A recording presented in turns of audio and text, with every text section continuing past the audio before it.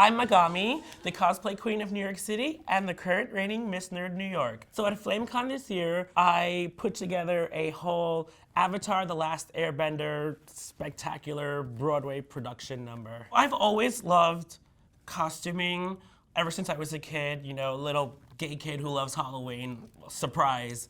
I also really loved cosplay and going to conventions, and I grew up a super weird theater kid who loved to perform and sing and dance, but I was never like blessed with a voice of a Broadway actor. It was really RuPaul's Drag Race that kind of blew my mind about like, oh my God, there's this whole world of like, you can dress up and perform and dance on stage and make these crazy numbers without having to sing anything, because I'm not a singer. I first started watching Avatar back when it originally came out.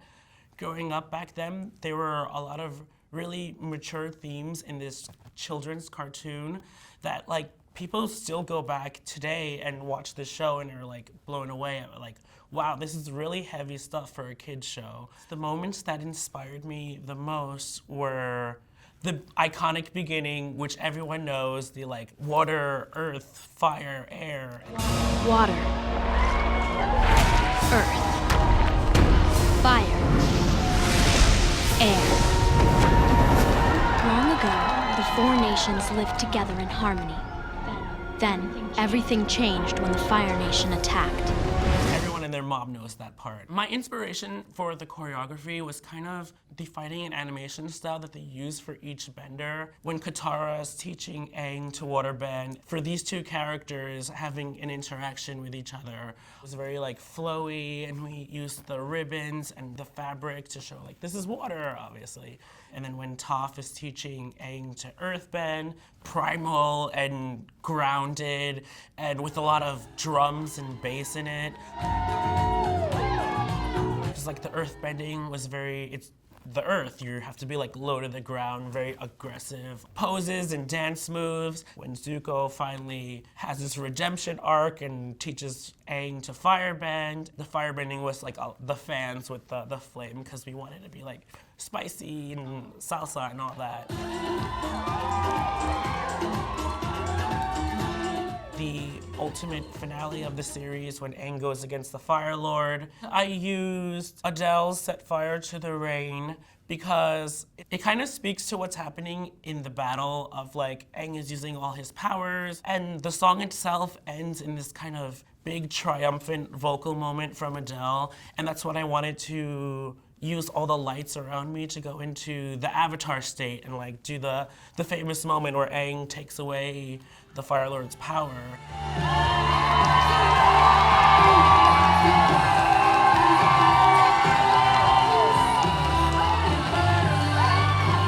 I always go into big production numbers thinking of like, how is it gonna look on stage? How are people gonna perceive this? Since obviously we can't do like CGI or anything on stage, I thought it would be like visually and musically a very fitting song to use at that point.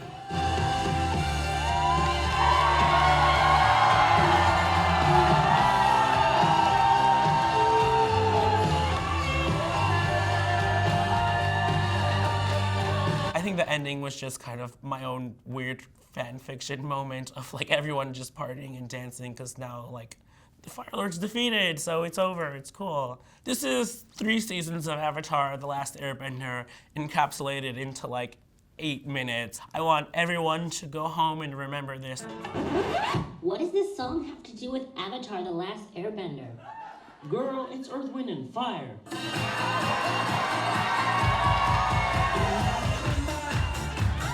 Because it's just such a fun song that when you hear it, like everyone always wants to dance to it. You always remember the ending of things. You want people to go away from something like, oh my God, we had such a good time. It was so high energy and fun.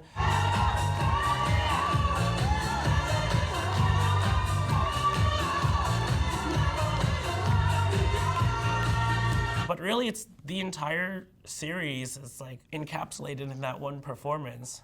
I hope the future of geek drag, first and foremost for me, is like I would love to get on RuPaul's Drag Race just to have more representation of being a, queer Latina who's also a super geek, and really showing that like, hey, it's not just, you know, dressing up in a Halloween costume. Like there's a lot that goes into cosplay drag. There's definitely a market out there and a bunch of people who love this. I get it all the time at my shows, every time I do anything geeky, because I've done like how many iterations of Jean Grey, like 90s Dark Phoenix. I've done like Lydia Deeds and Diva from Overwatch. Anytime I do these numbers and these costumes, like people feel seen and like, hey, this thing that I love and obsess about, you love it too, and like now the audience can understand it.